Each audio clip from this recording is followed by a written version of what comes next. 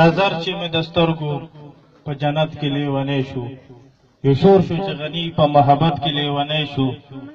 وختونه ورته ټیټ شو خو د سر ورته ټیټ نه شو، وختونه ورته ټیټ شو خو د سر ورته ټیټ نه شو. د زړه مې چې پښتونو په غیرت کې لیونی شو. ټولو پښتنو ته او ورانو ځوانانو ته اسلامی طریقے سے السلام علیکم. السلام علیکم ورحمۃ اللہ وبرکاتہ. ایک خوشحالی موقع دے، ډیره د فخر موقع دی. نن مو ته هم د مو ځوانانو ته هم هر وخت هر قدم هر مخوتان هر وختي مو ته چیلنج پراتی دي.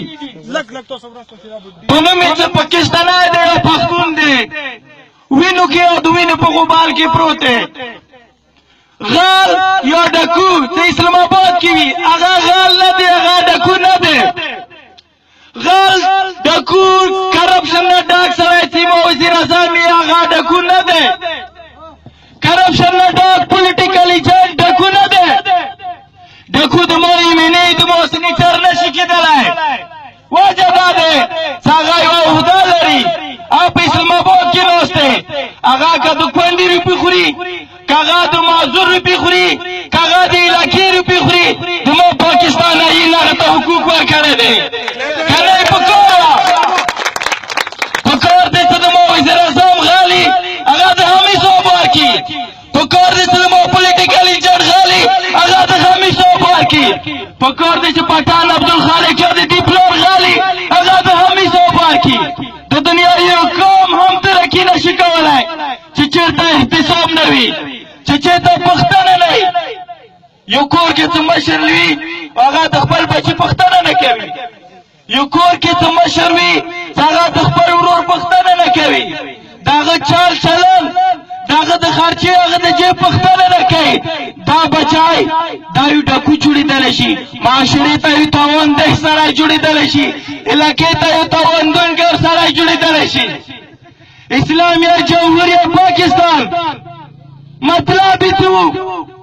والي قبایل وینې ورکړی، والي علامه اقبال خوبونه لیدلي وو، والي د علماو سرونه ځوانونه روکړي شولو.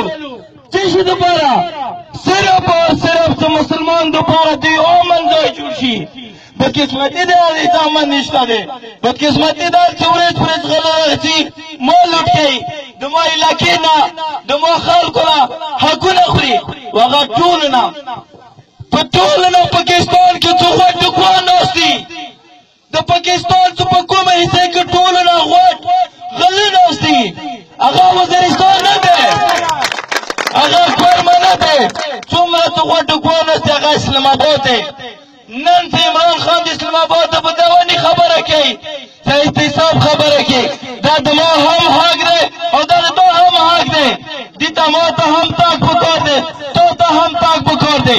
زه به انشاءالله په 2 تاریخ د عمران خان که هغه ماله په کلمیټر وریایي که د هغې نظریې سره به پټان عبدالخالق انشاءالله د خپلې جذبې سره به د نواز شریف د کرپشن خلاف د غدار خلاف زه به انشاءالله څوم د هغوی لپاره خپل تیاری وکړو.